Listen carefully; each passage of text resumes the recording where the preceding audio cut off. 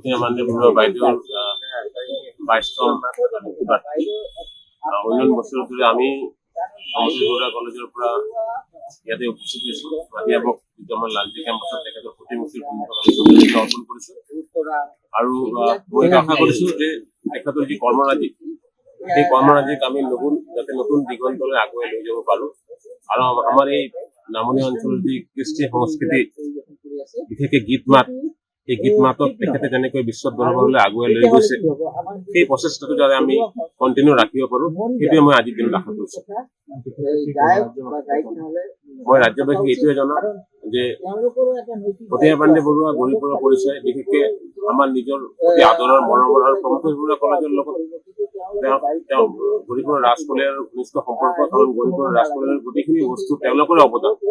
সেইকাৰণে আমাৰ এটা বিশেষ আদৰ আছে, তেখেতৰ প্ৰতি শ্ৰদ্ধা আছে আৰু আমি আশা ৰাখিছো যে প্ৰমথেশ বৰুৱা কলেজৰ তৰফৰ পৰা প্ৰতিমা পাণ্ডে বৰুৱাৰ যি কৰ্মৰাজি সেই কৰ্মৰাজিতে আগুৱাই লোৱাৰ প্ৰচেষ্টা কৰা যায় সেইটো আমি চেষ্টা কৰিম। প্ৰথমতে মই যে এই উদ্যোক্তা অনুষ্ঠান উদ্যোক্তা প্ৰমথেশ বৰুৱা মহাবিদ্যালয় পৰিয়ালবৰ্গক মই আন্তৰিক ধন্যবাদ জ্ঞাপন কৰিম। লগতে আপোনালোককো মই মিডিয়া পাৰ্চনসকলকো ধন্যবাদ জ্ঞাপন কৰিছো, আপোনালোকে কষ্ট কৰি ইয়ালৈ আহিছে আৰু বাইদেৱে আমাৰ আইডেন্টিটি অভিযুক্ত গোৱালপাৰা জিলাৰ আমাৰ এটা স্বকীয় এটা কালচাৰ আছে, স্বকীয় এটা স্থিতি আছে, গতিকে সেইবোৰ এটা জাতিৰ পৰিচয় আৰু বাইদেউ সেই জাতিৰ পৰিচয়টো দাঙি ধৰিছে আৰু গতিকে বাইদেউৰ এই মৃত্যু তিথি বা জন্মতিথি পালন কৰাটো আমাৰ কৰ্তব্য, কাৰণ উনি মানুহক স্মৰণ কৰাটো এটা জীয়া জাতিৰ পৰিচয় যিটো গৌৰীপুৰৰ ৰাইজে কৰি আছে, আপোনালোকেও কৰি আছে। গতিকে মই আশা ৰাখিছো আগলৈকে এই বাইদেউৰ যিটো সংগ্ৰাম স্থিতিৰ কাৰণে এই গীতবোৰ যাতে বিকৃতকৰণ কৰি নতুন গায়ক গায়িকাসকলে নকৰে, তেওঁলোক ভালকে এইবিলাক অনুধাৱন কৰে আৰু বাইদেউৰ যি থলুৱা বাদ্যযন্ত্ৰৰ গীতবোৰ গাইছে তেওঁলোকেও যাতে থলুৱা বাদ্যযন্ত্ৰ ইউজ কৰি পেলাই গীত গায়, কাৰণ অসমৰ জনপ্ৰিয় গায়ক গায়িকা বিশেষকৈ দুজন আছে, তেওঁলোক এই গীতবোৰ বৰ বিকৃতকৰণ কৰি গাইছে আৰু কিবা ড্ৰেছ পিন্ধিও গাইছে। গতিকে এইবিলাক কিন্তু আমাক এটা অৱহেলা কৰা, আমাক ইটিকিং কৰা যেন মই ভাবো, এইটো আমাৰ কাৰণে এটা অসন্মানৰ কথা।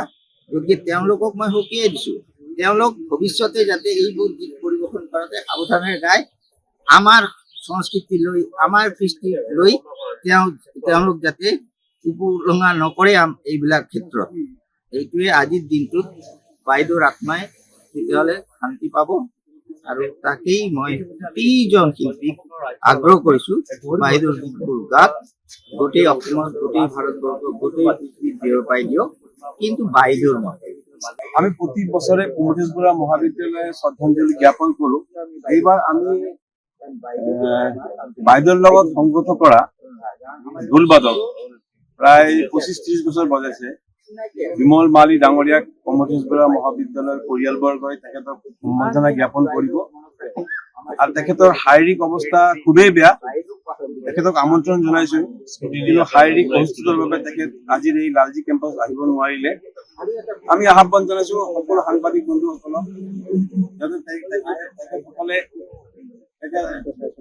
বিমল মালী ডাঙৰীয়াৰ যে শাৰীৰিক অসুস্থতা আছে সেই খবৰটো যাতে দিয়ে, যিহেতু তেখেতৰ বিষয়ে বহুতে জানে। গোৱালপৰীয়া লোকগীত বা লোককৃষ্টিৰ লগত যিসকল জড়িত হৈ আছে প্ৰায় সকলো মানুহে বিমল মালী ডাঙৰীয়াক জানে, কিন্তু অসুস্থতাৰ খবৰ হয়তো নাজানে।